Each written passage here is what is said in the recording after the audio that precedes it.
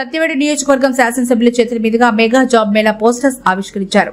ఆంధ్రప్రదేశ్ రాష్ట్ర నైపుణ్యాభివృద్ధి సంస్థ ఆధ్వర్యంలో ఏప్రిల్ 25వ తేదీన అనగా శుక్రవారం సత్యవేడులోని Shri C Das Arts and Science కళాశాల, Shri C Das Arts and Science College Satyavedu నందు జరగబోయే మెగా జాబ్ మేళా కొరకు ఈ రోజు శ్రీ కోనేటి ఆదిమూలం గారు శాసనసభ్యులు సత్యవేడు నియోజకవర్గం చేతుల మీదుగా పోస్టర్స్ ఆవిష్కరించారు. ఇందులో భాగంగా శ్రీ కోనేటి ఆదిమూలం శాసనసభ్యులు సత్యవేడు నియోజకవర్గం ఆయన మాట్లాడుతూ చదువుకొని ఖాళీగా ఉన్నటువంటి నిరుద్యోగ యువత కోసం శ్రీ సిటీ మరియు చెన్నైలోని 16 బహుళ జాతీయ కంపెనీల్లో 800కు పైగా ఉద్యోగాల కొరకు ఇంటర్వ్యూలు నిర్వహించబడతాయని తెలిపారు. కావున ఈ అవకాశాన్ని అందరూ సద్వినియోగపరచుకోవాలన్నారు. కానీ ఈరోజు భారీ ఎత్తున జాబ్ మేళ అన్ని ప్రాంతాల్లో కూడా జరుగుతూనే ఉన్నది.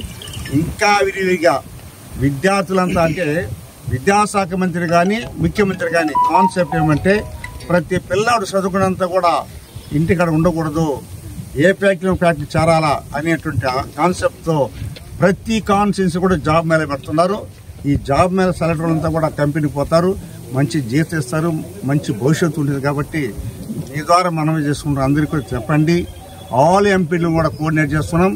సత్యవేడులో 25వ తేదీ జాబ్ మేళ భారీ ఎత్తున జరుగుతుంది.